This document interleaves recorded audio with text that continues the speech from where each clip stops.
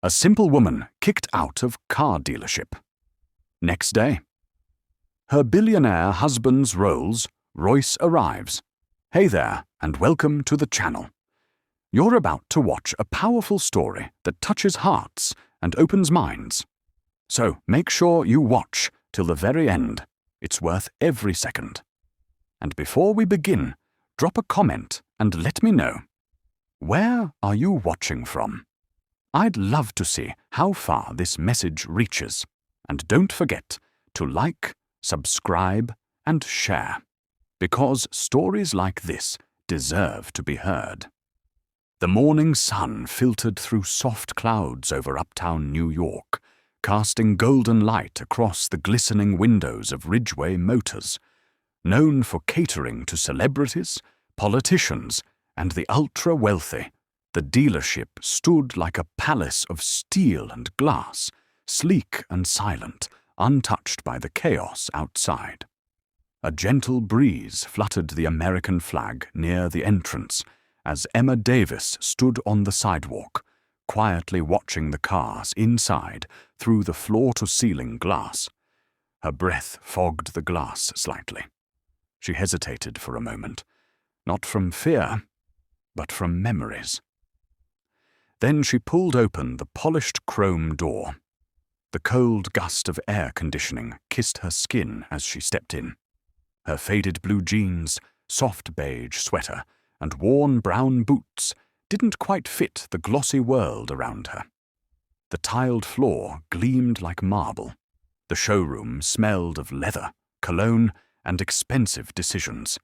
Emma's deep brown eyes took it all in, gleaming Bentleys, sleek Ferraris, a silver Aston Martin. Her heart beat faster. But not for her. This wasn't her dream. It was Noah's, her husband. They had met 12 years ago in a library when neither had anything but love and ambition. Now he ran a billion-dollar AI firm, still humble, still grounded. Emma could have let him buy himself the car 100 times, but she wanted this moment to be hers, her gift, her surprise. As she walked past the front reception desk, she caught the faint reflection of herself in a side mirror. Brown skin, no makeup, a quiet face, but eyes full of purpose. She smiled gently. "Good morning," she said to no one in particular. No one responded. The sales staff leaned over polished tables, laughing quietly. A well-dressed couple sipped espresso in leather chairs as a salesman showed them a sports car brochure. No one looked her way. But Emma didn't flinch. She moved further in, slowly walking past a row of luxury vehicles. She paused at a black Bentley Continental GT, sleek, powerful, just like Noah. Her fingers hovered over the door handle. She didn't touch it, not wanting to leave a print. She could already picture Noah's face. How surprised he'd be. How his usually calm expressions would break into that rare, boyish grin. The thought warmed her chest. "Can I help you?" The voice wasn't warm. It came from behind her, and its tone was laced with something colder than the showroom tiles. Emma turned. A young white man stood before her, around 30, model handsome, with perfectly gelled hair and a jaw that looked chiseled. He wore a fitted navy suit, white shirt open at the collar, and a steel Rolex that glinted arrogantly. His eyes didn't meet hers. They skimmed her outfit, her shoes, her hair. Judging. Weighing. "Yes," Emma said with a calm voice. "I was hoping to get some information about this model." The man smirked, almost amused. "That's a Bentley GT," he said dryly, starting at around $250. Emma nodded. "Yes, I know. My husband has always dreamed of one." He raised a brow. "Ah, I see." A beat. "Is he with you?"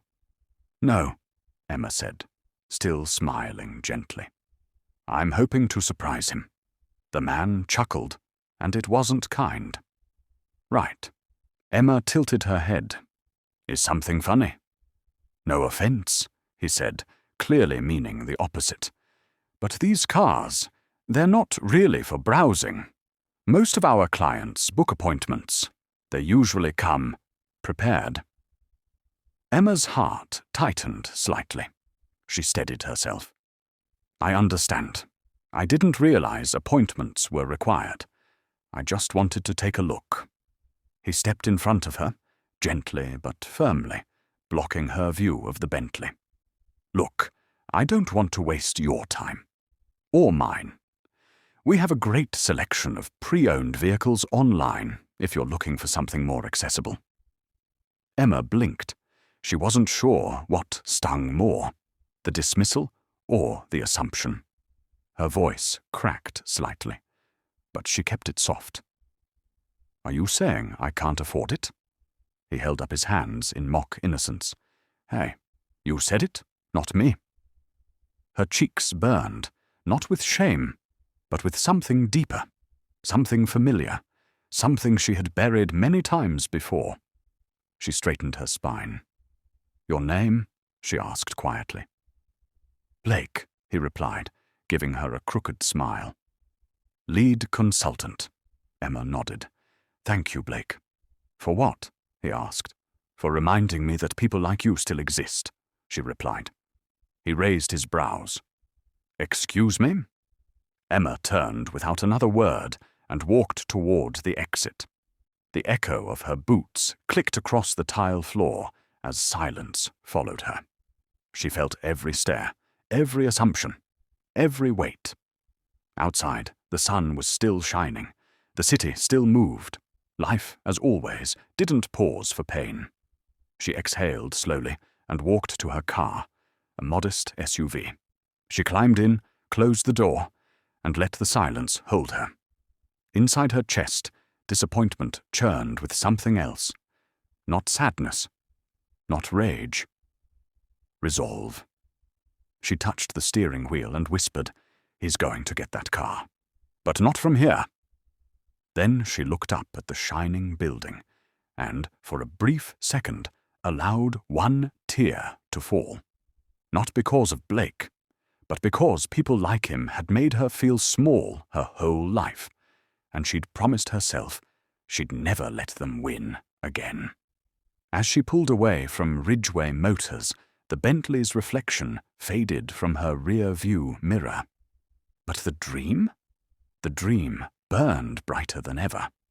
Behind the pristine marble counter of Ridgeway Motors, Blake Turner leaned back in his leather chair, sipping espresso from a tiny branded cup, legs crossed confidently as the soft jazz playing overhead created a subtle soundtrack to his perfect morning.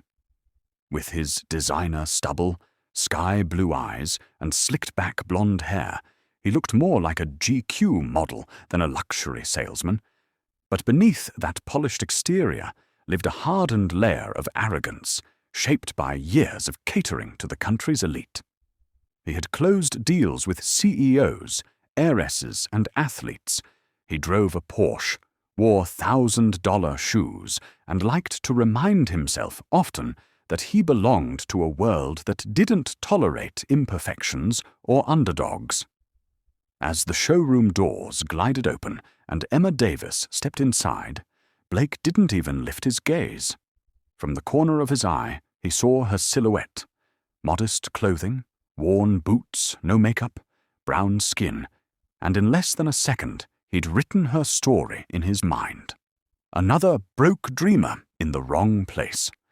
He sighed dramatically and said with a rehearsed tone of practiced condescension, Service entrance is on the side, not offering a glance, not a smile, not a moment of genuine curiosity. Emma blinked, caught off guard by the coldness, but still calm. I'm here to look at the new Bentley, she said, her voice soft but steady, holding the kind of strength born from years of swallowing disrespect without retaliation. Blake's eyebrows lifted, and he finally looked at her. But not into her. His eyes skimmed her outfit with clinical detachment, searching for a label, a ring, a badge of wealth. Finding none, He smirked with the confidence of someone who thought he had the situation figured out. "Ma'am," he said, drawing out the word like it tasted sour, "this isn't a photo booth." The words cut through the air like a blade. Emma stood still, stunned not by the insult, but by how effortlessly it came, how unprovoked it was.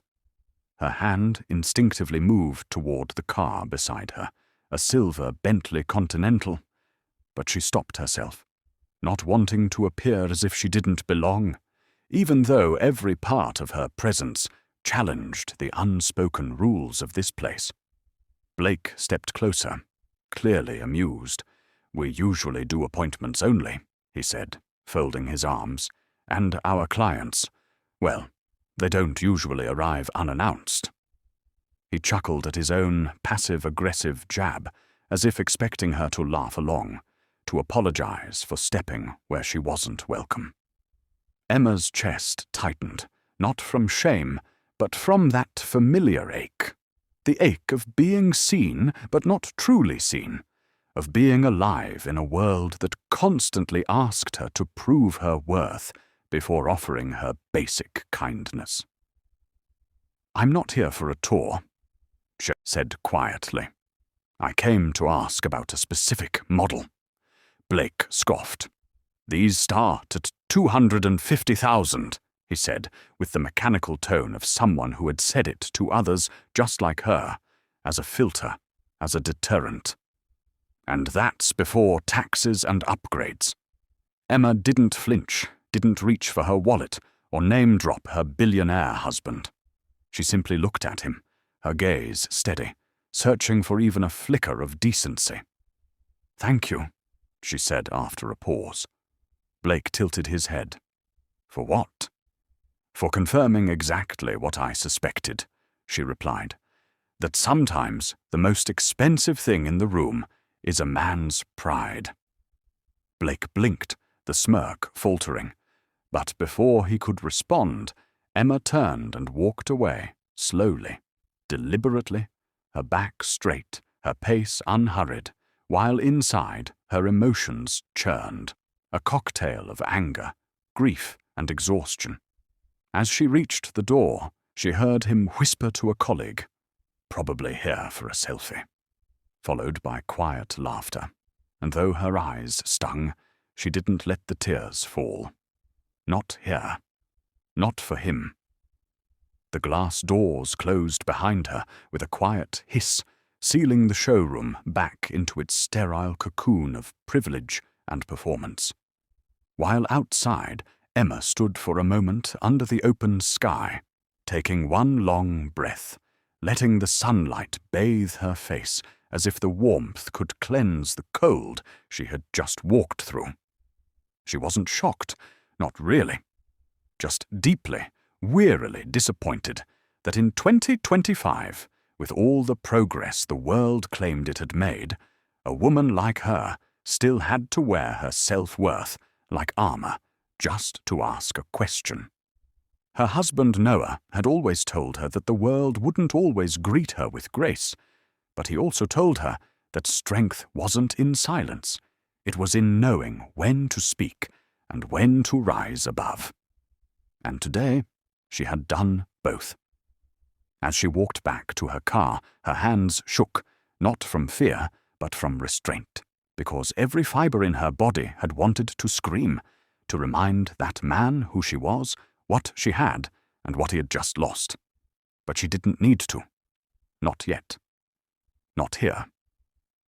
The real response would come soon, and it would be quiet, powerful, and unforgettable.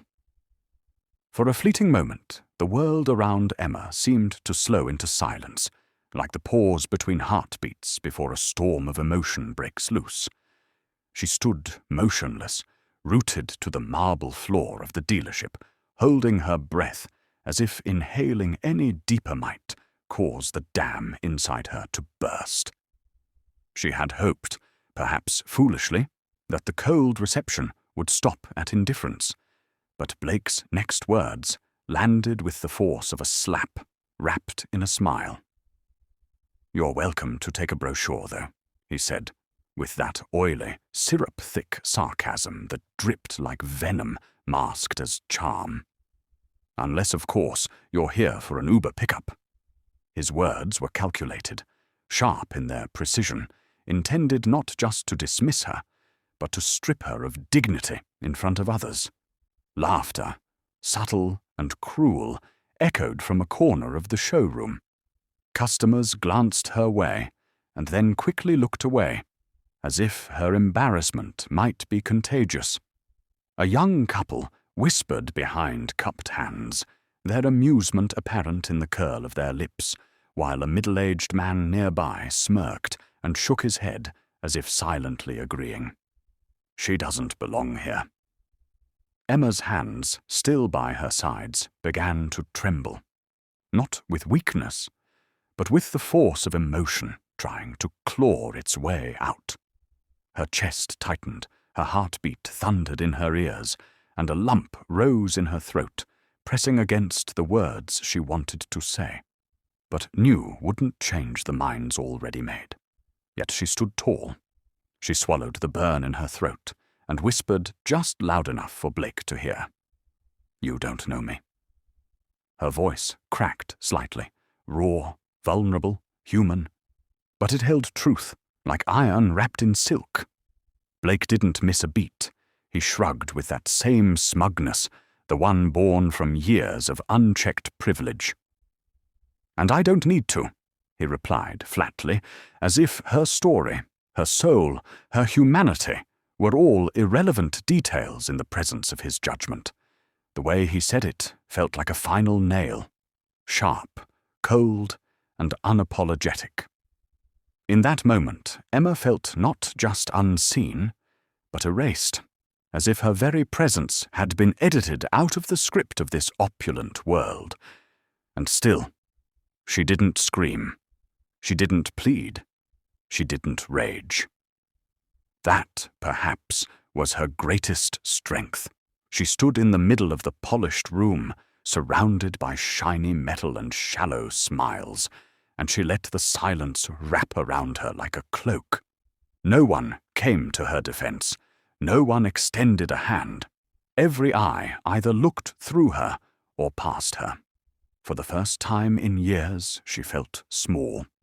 Not because she was, but because the people around her worked so hard to make her feel that way. But inside her, something ancient stirred, older than pride, deeper than ego. A knowing, a memory of every time she had been underestimated, overlooked, discarded.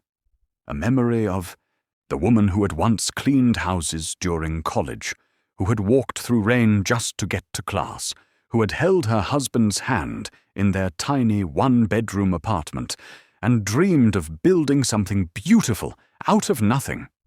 She had built it, quietly, with grace, with grit. And now, a man who measured worth by fabric labels and bank statements thought he could decide her place in the world. But he couldn't.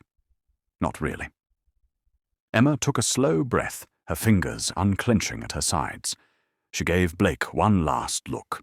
Not angry, not bitter, but piercing, as if silently telling him, "You just made a very expensive mistake." Then, without a word, she turned and walked away. Not defeated, but rising. Every step was a declaration, every stride a quiet rebellion. The glass doors opened automatically as she approached, a sharp contrast to the closed minds behind them. She stepped into the sunlight, not realizing a single tear had escaped down her cheek until the wind kissed it away. Her dignity, though bruised, remained intact. Her spirit, though shaken, was undefeated.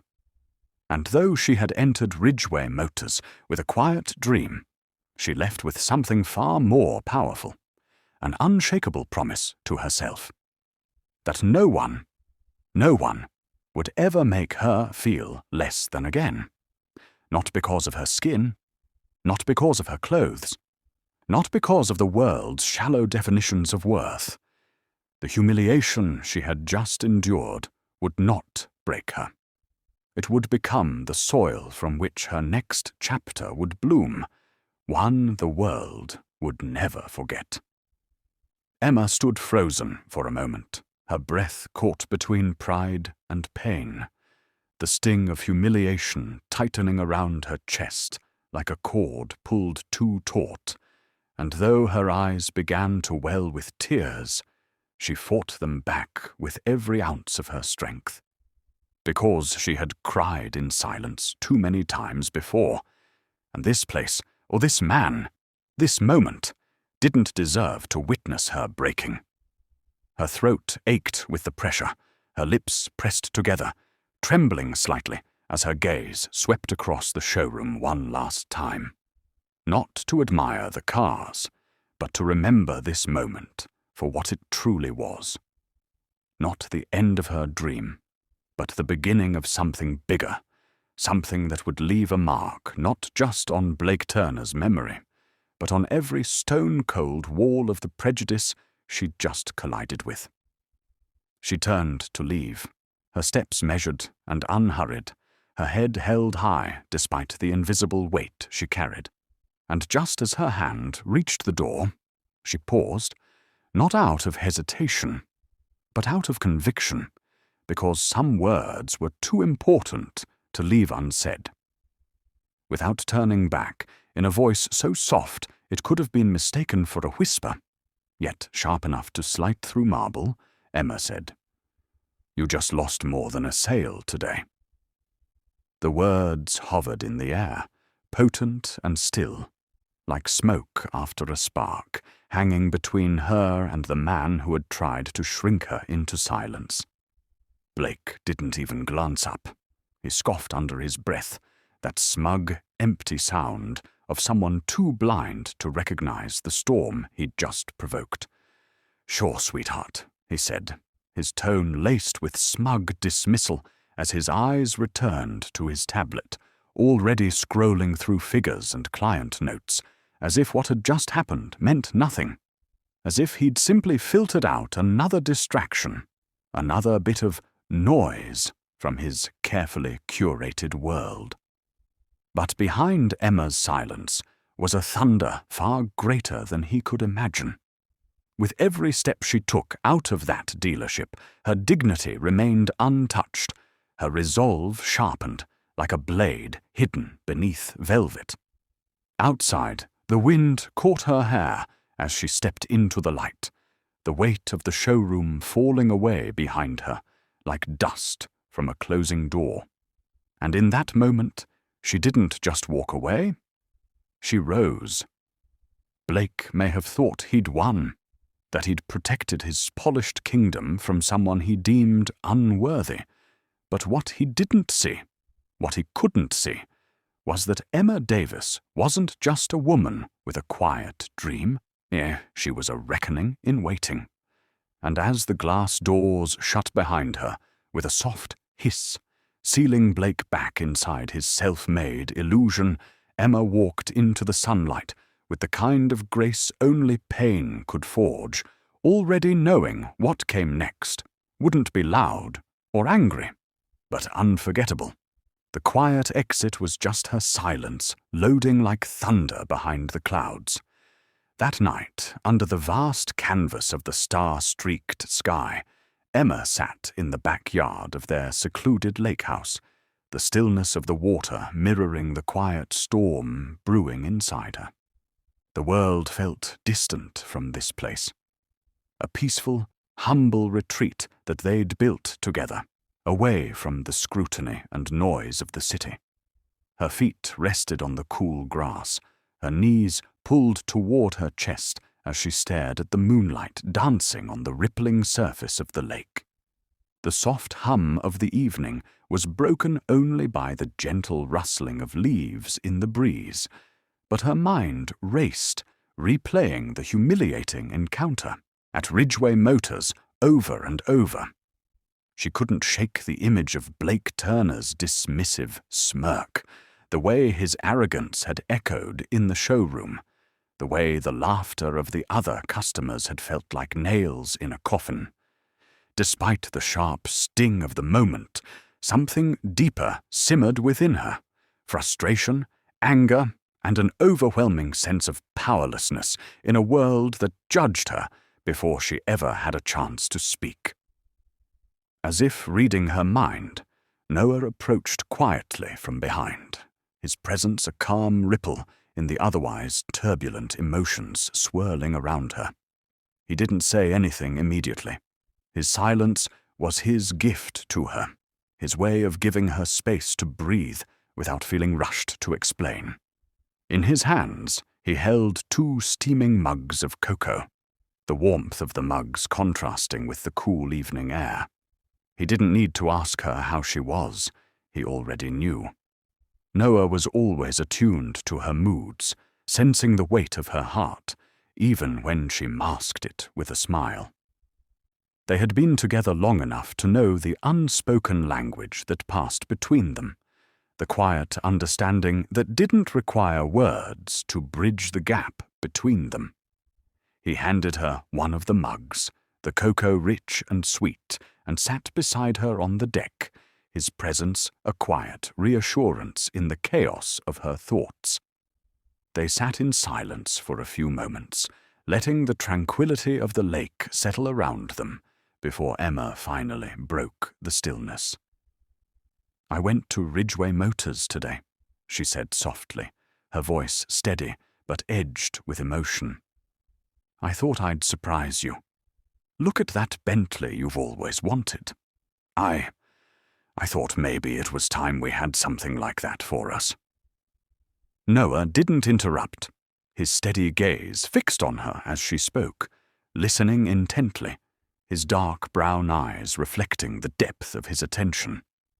He was always a man of few words, but the weight of his silence was never a dismissal. It was his way of showing that he respected her enough to let her speak without rushing to fill the space with advice or judgment. Emma continued, recounting the events at the dealership, the cold welcome from Blake, the biting sarcasm, the mocking tone, and the dismissive way he had brushed her off. She told him how, despite her best efforts to keep her composure, she had felt humiliated in front of everyone, how she had felt small and insignificant, as though she didn't belong in that world of luxury cars and tailored suits. Her voice trembled as she spoke of the final exchange, the words she had thrown at Blake in her quiet defiance. "You just lost more than a sale today." She finished the recount with a deep breath, the words still raw on her tongue. For a long while, Noah didn't say anything. He simply sat there, letting the weight of her story settle between them, his expression unreadable.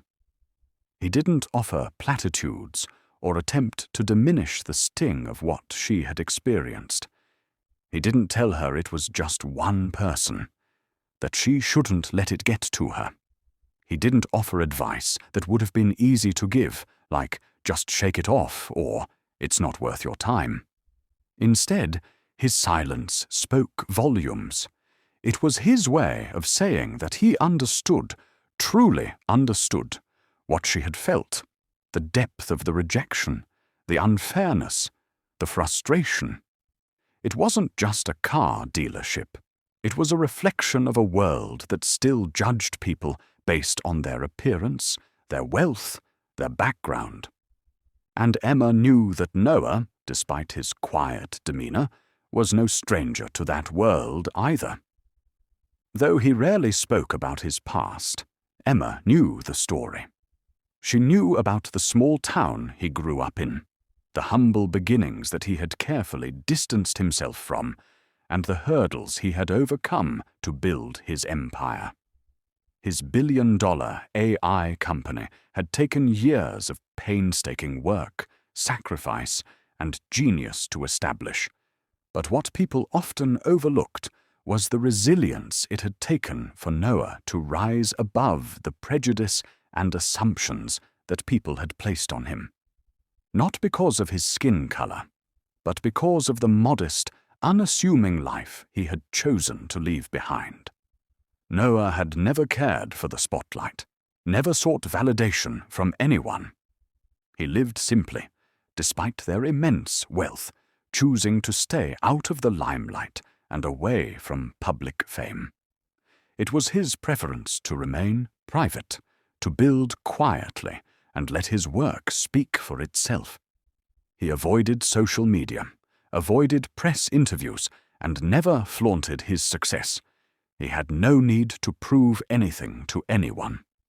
And yet, despite his vast fortune, people had often underestimated him because of the calm, unassuming way he carried himself. They had written him off as a silent partner, a behind-the-scenes figure, never knowing the man who had built a thriving company from the ground up. The world didn't know the story of the late nights, the failed prototypes, the sacrifices, and the quiet resilience it had taken for him to build what they now called a billion-dollar tech empire. Emma knew all of this. And in this moment, as she looked at Noah, she realized that it wasn't just her who had experienced the weight of the world's judgment. It was him, too, in his own way. And that was why he understood. Why he could sit in silence without rushing to fix it. Because he, too, had learned that sometimes the world's prejudice wasn't something you could change overnight. He had learned that it was in the quiet moments of resilience, in the way you carried yourself, in the decisions you made that didn't rely on anyone else's validation, that you found your true strength. I'm sorry you had to go through that, Noah finally said, his voice low and steady. There was no anger, no fiery response. His words were simple, but they carried the weight of his understanding. But you know, Emma, sometimes people like him, people like Blake, they'll never see us for who we are. Not until we show them. Emma nodded, her heart swelling with a mixture of gratitude and quiet resolve. She knew Noah didn't need to say more, because in his few words there was a promise that they didn't need to prove their worth to anyone. They were enough, just as they were. The next morning, Ridgeway Motors was as pristine and polished as it always was, a world of luxury cars lined up like gems in a display case, the soft hum of wealth that seemed to reverberate through the air, the kind of place where only the fortunate or the powerful ever truly belonged. The showroom's cool elegance was unbroken by anything more than the usual clicks of polished shoes on marble floors, until, without warning, the quiet was shattered by the unmistakable growl of an engine, powerful and smooth as a custom white Rolls-Royce Phantom glided into the dealership's driveway.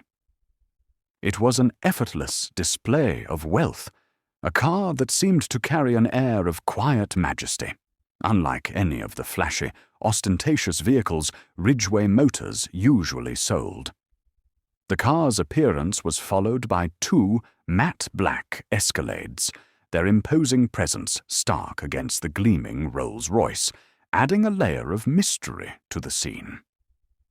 As the Phantom came to a stop, the sound of the engine shutting off seemed to reverberate through the showroom, and for a moment, every person inside paused as though sensing something monumental was about to unfold. The doors of the Rolls-Royce opened simultaneously, revealing a figure who walked out with a calm, deliberate grace, the kind of composure that only those who had truly learned how to command a room could carry.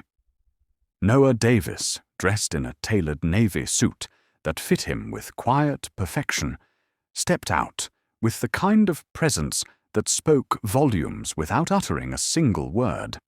His expression was composed, his movements deliberate, but there was something in the way he held himself that was undeniably powerful.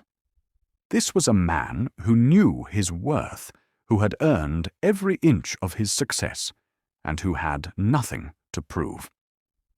Blake Turner, standing at the front of the dealership and having seen the sleek Phantom roll in, felt a sudden tightening in his jaw, the kind of involuntary response a person had when they knew they had misjudged someone in the worst possible way. His stomach turned with the realization that the person stepping out of the Rolls-Royce was not just anyone. It was Noah Davis, the man Emma had married. Blake's mind raced, as if the world around him had suddenly gone blurry with the weight of his error. His face flushed, a subtle but unmistakable sign of the shift that had just taken place. He had thought Emma was just another ordinary woman, someone unworthy of his attention. But Noah was no ordinary man. As Blake struggled to regain his composure, he hastily smoothed his suit and rushed forward, a forced smile stretching across his face, though the tension in his shoulders was palpable. "Good morning, sir. How can I help you?"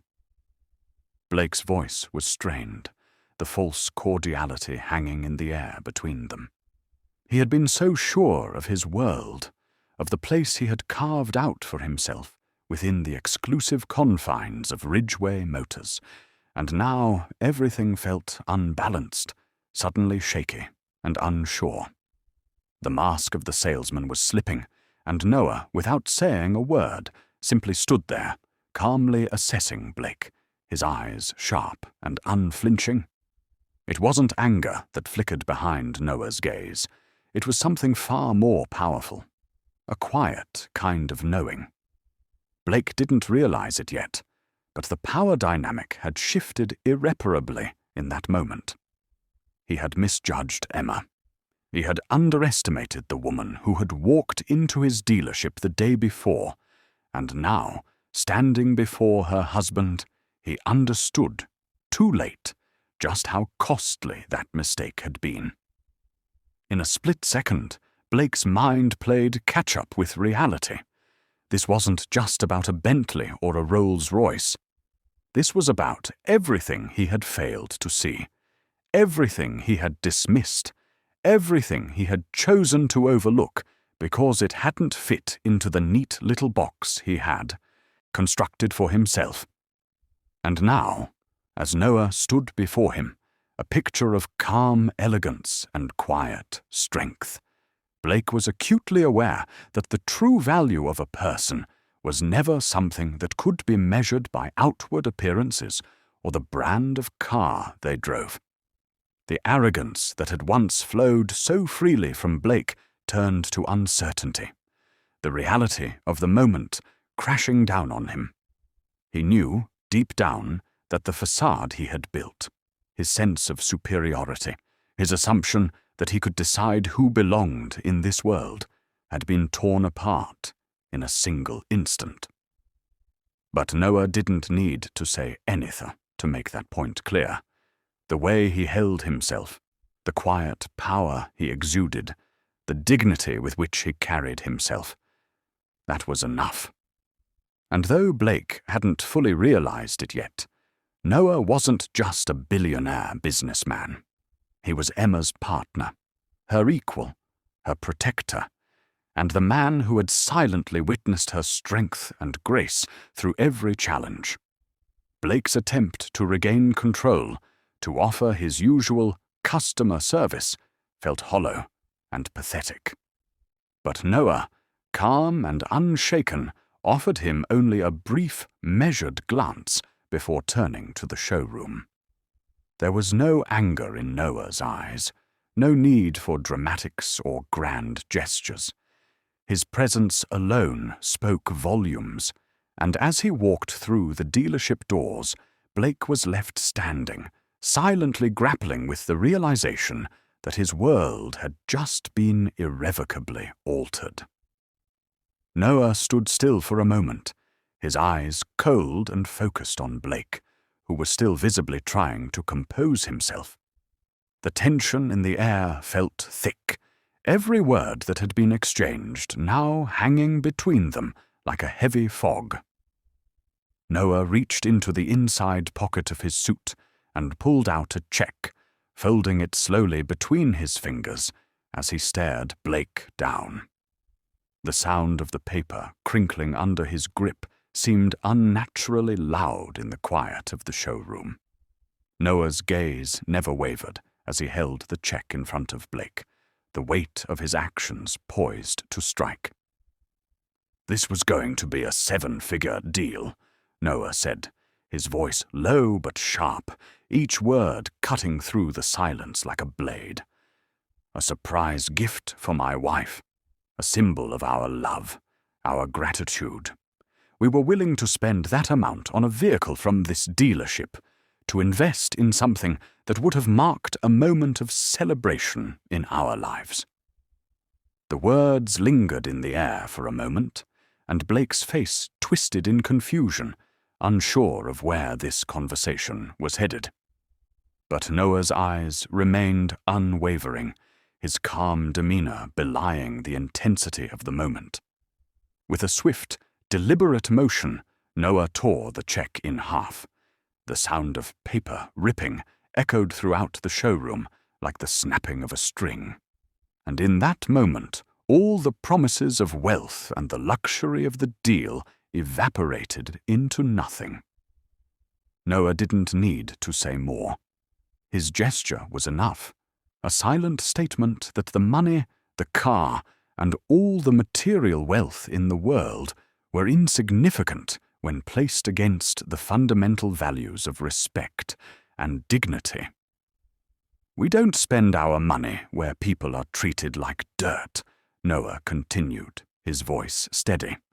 But there was an undeniable edge to it now, a certainty that only came from a place of true integrity. Blake stood there, frozen, the color draining from his face as the full weight of Noah's words hit him. He tried to recover, to regain his footing. But it was already too late.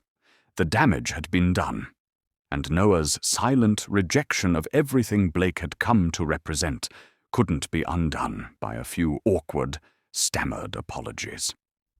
Emma stepped forward then, her presence commanding as always, her voice steady but laced with quiet power. The air felt almost electric as she spoke, her words carrying a depth of emotion that resonated far beyond the surface level of the encounter. "You could have changed my day with kindness," she said, her gaze locked with Blake's, never wavering.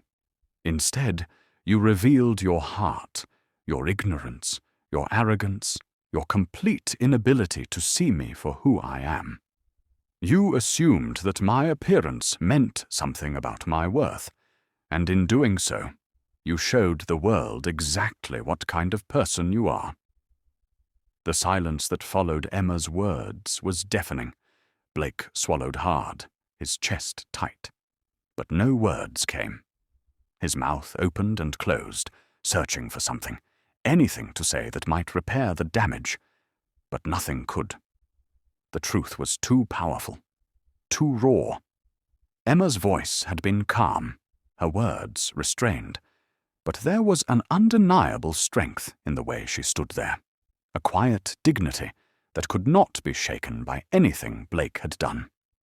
It wasn't just about the car. It wasn't about the money. It was about how he had made her feel. How he had made her feel small, insignificant, dismissed. In that moment, Emma had revealed the deeper truth. Her worth was never tied to what she wore or where she shopped. It was inherent in who she was, and the way Blake had treated her only served to highlight the flaws in his perception of the world. And as she looked at him now, there was no anger in her eyes, no bitterness, just a quiet understanding that the true power lay not in the things they could buy, but in the values they chose to live by. Blake's hands trembled slightly, but he still couldn't meet Emma's eyes. His gaze darted between Noah and Emma, then to the torn check on the floor at his feet. In that moment, he realized the full weight of his mistake. not just as a businessman, but as a person. He had failed to see the humanity in someone simply because they didn't fit into his narrow view of what mattered. He had treated Emma like she was invisible, a mere bystander in a world where people like him were supposed to hold the power. But now, standing before her, he saw the truth. He saw that the power had always been hers. It had never been in the money or the cars or the prestige of Ridgeway Motors. It had been in her dignity, her resilience, and the quiet strength that had held her steady in the face of every injustice she had encountered. Noah turned and began to walk away, his posture composed and unbothered, but his presence still undeniable. Emma lingered for just a moment longer, her eyes fixed on Blake, letting the silence speak for her. Blake's face had turned ashen, his world slowly crumbling as the truth of his actions settled deep in his chest. And as Emma turned to leave, she felt no need to say more. The lesson had already been served, and it had been served cold. Later that evening, as the sun dipped below the horizon, a different kind of storm was brewing, one that would take the events at Ridgeway Motors far beyond the confines of that gleaming showroom. The security footage from the dealership, captured on hidden cameras and customer phones, began circulating on social media with astonishing speed. Within hours, the incident had gone viral. The footage was everywhere, on Twitter, Facebook, Instagram, and TikTok, shared and reshared by countless users who were both outraged and moved by the blatant discrimination Emma had faced, and the stunning, quiet retaliation by her husband. Headlines soon followed. Luxury car dealer kicks out woman. Billionaire husband responds with class. Man rejects 1 million sale over employee's racism. Racist attitude exposed as billionaire speaks out for his wife. The story swept across the internet like wildfire, gaining traction from all corners of the globe, igniting conversations about racism, classism, and the insidious ways people are judged based on appearance. The story wasn't just about a luxury car dealership or a wealthy businessman. It became about the larger, more universal issues of respect, human dignity, and equality.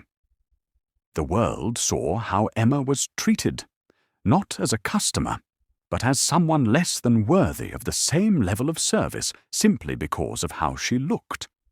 Yet, despite the viral attention and all the online discussion, Emma didn't gloat. She didn't feel the need to bask in the spotlight or rub her victory in Blake's face. She had already made her point, and in her eyes, it was enough.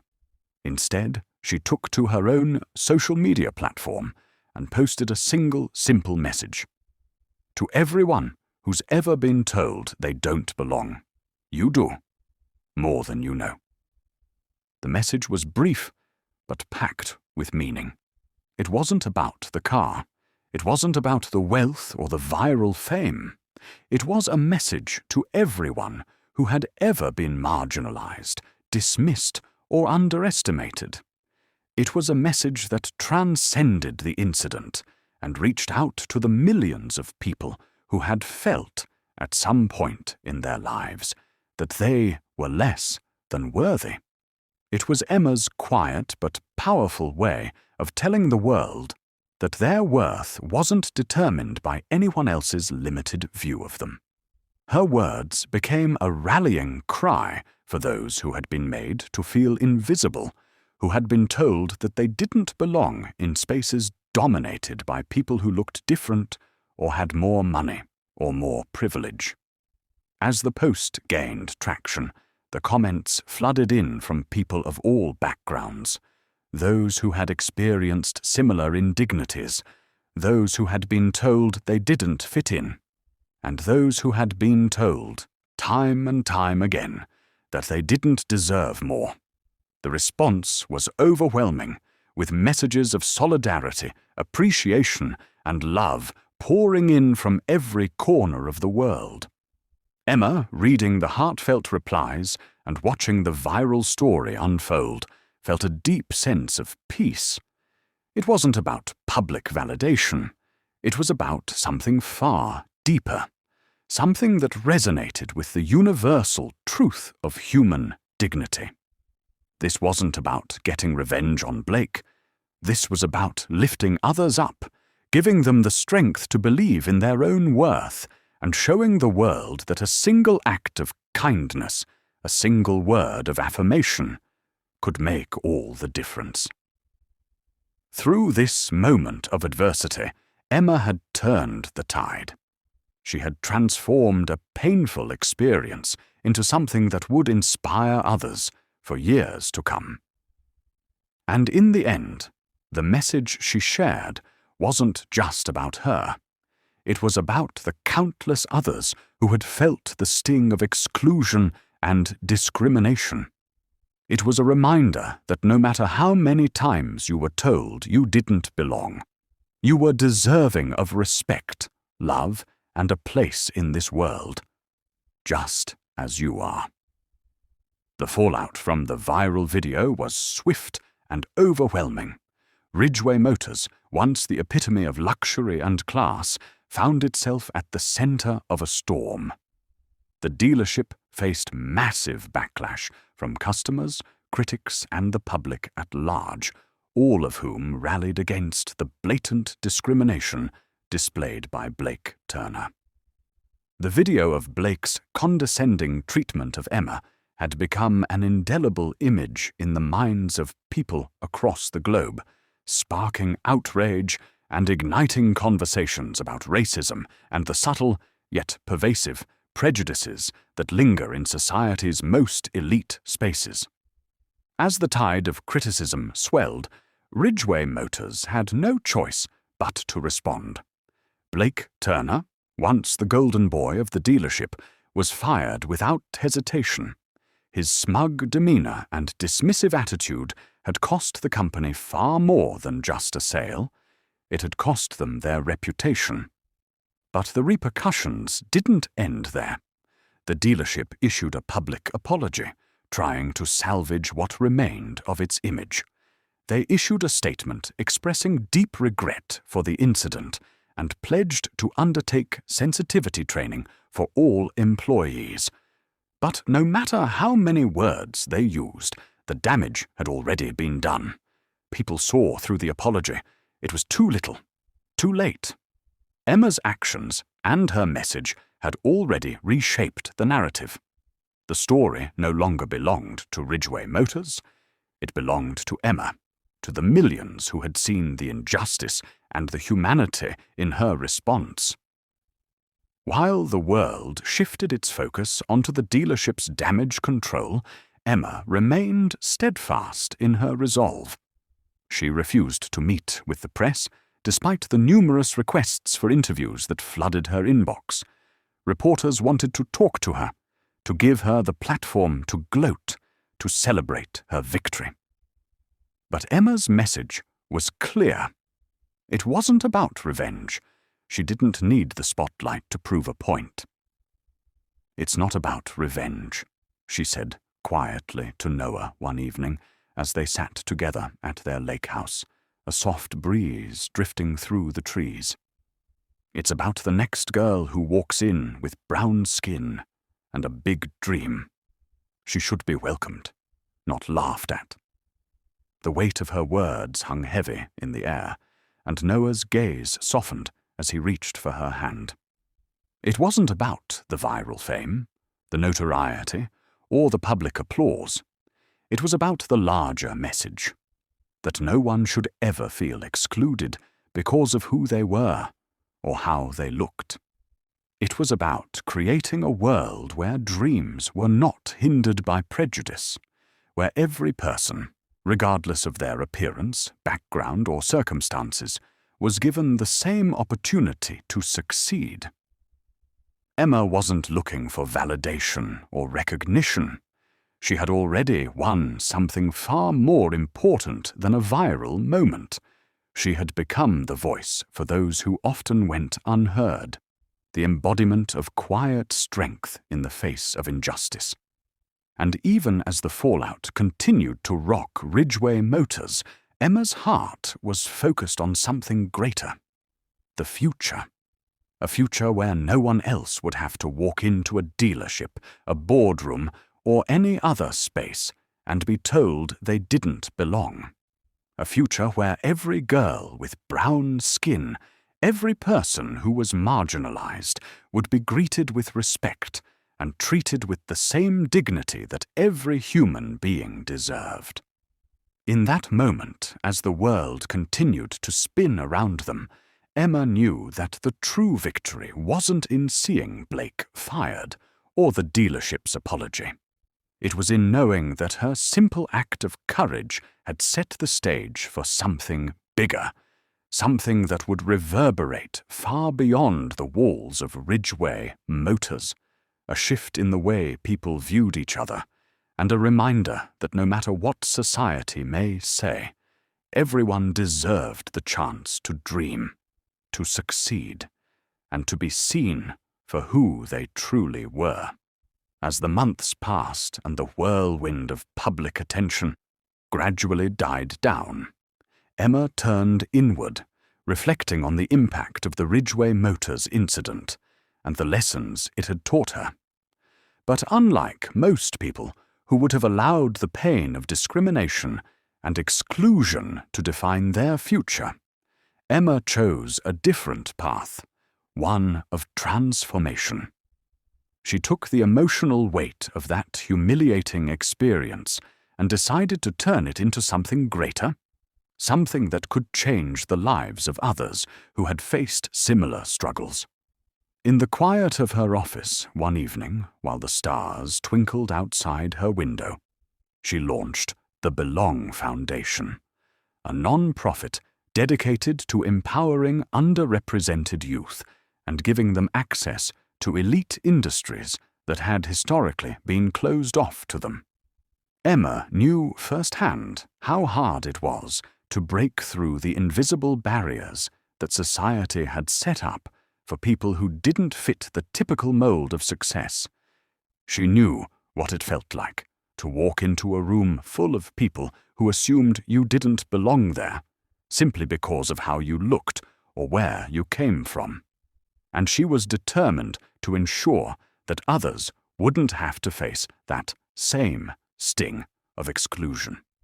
The Belong Foundation became her way of building bridges, not just for herself, but for countless others who had been made to feel invisible.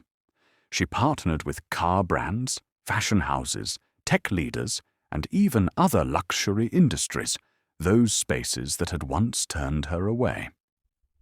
Through these collaborations, Emma established scholarships, mentorships, and business opportunities for young people of all backgrounds, particularly those from marginalized communities.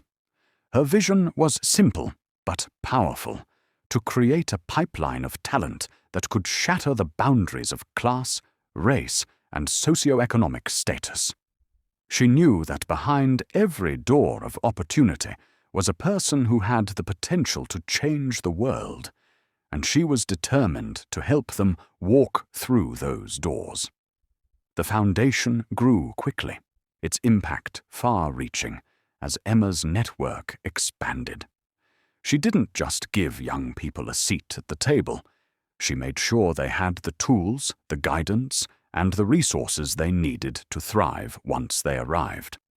Mentors from all walks of life, including successful entrepreneurs, artists, designers, and engineers, volunteered their time to provide support, advice, and encouragement. The first scholarships awarded through the Belong Foundation led to life-changing opportunities for a group of gifted, underrepresented students, some of whom went on to intern at the top tech companies, while others found their way into the world of luxury automotive design. Emma didn't just want to help them get into the door. She wanted them to feel at home in the rooms that once excluded people like them. She used her own pain, the hurt she'd felt on that day at Ridgeway Motors, to fuel a movement that helped those who had been made to feel like they didn't belong to understand that they, too, could achieve greatness. And as the foundation grew, Emma realized that she wasn't just building a legacy for herself. She was creating a ripple effect, changing the way the world saw talent, opportunity, and success. By transforming the hurt she had experienced into a platform of empowerment, Emma was proving that even the darkest moments could be catalysts for something profound, something that could shift the future for an entire generation. What had once been an act of public humiliation had now become the foundation of a new kind of hope, a hope that reached out to young people everywhere, telling them they mattered, that their dreams were worth chasing, and that they belonged in every room where decisions were made. Emma had taken her pain, her struggle, and her desire for justice, and turned it into purpose. And in doing so, she had created something far more powerful than just a career or a reputation. She had created a legacy of empowerment that would continue to shape lives for years to come. Months had passed since the fateful day at Ridgeway Motors, and the world around Emma had transformed in ways she could never have predicted. She had poured her heart into the Belong Foundation, and the lives of countless young people were being changed by the scholarships, mentorships, and business opportunities she had worked so tirelessly to create. Emma had found purpose, and in doing so, she had found peace. One afternoon, as she drove past Ridgeway Motors in her Rolls-Royce Phantom, now a symbol not of luxury, but of everything she had worked for, she couldn't help but glance at the dealership's sleek glass windows. The once sterile showroom had a new vibrancy, its polished marble floors now reflecting a different kind of energy. The dealership had new staff, a fresh sense of direction, and something else that caught her eye. A bold poster on the window that read, "Luxury is for everyone."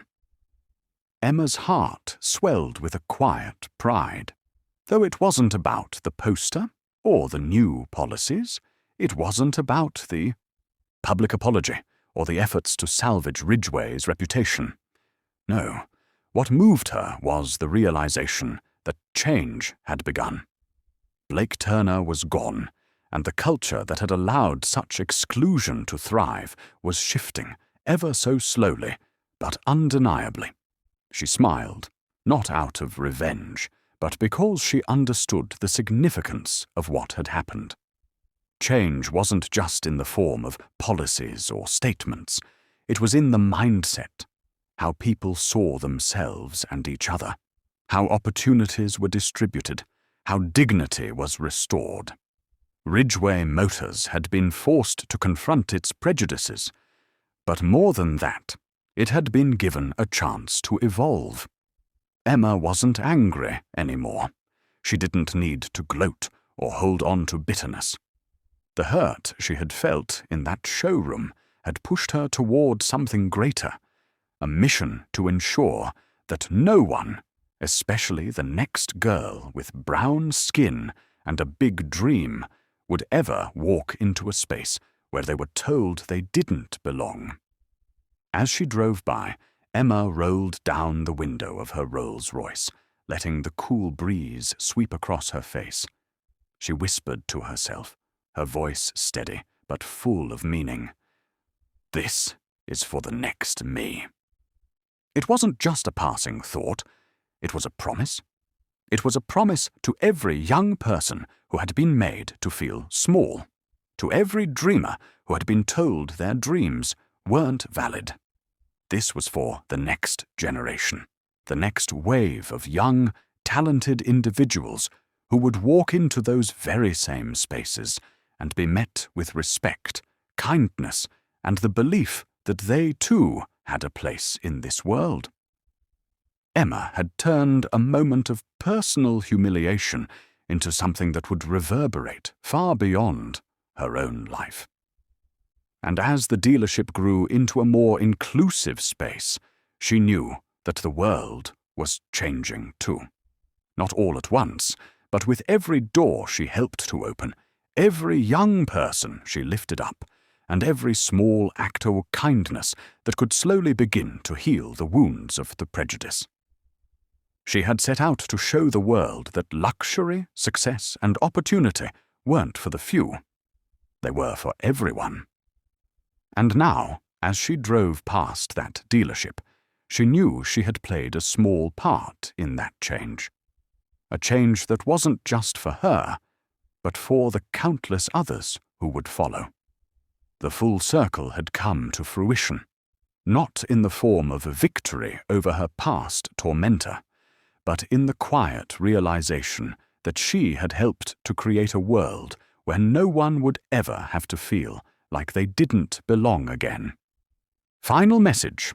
Wealth may buy cars, but good character builds empires. Never judge someone by their skin, clothes, or silence. Respect isn't a luxury, it's a right. The color of your skin should never define your worth. And the next time someone gets underestimated, may their comeback be a revolution.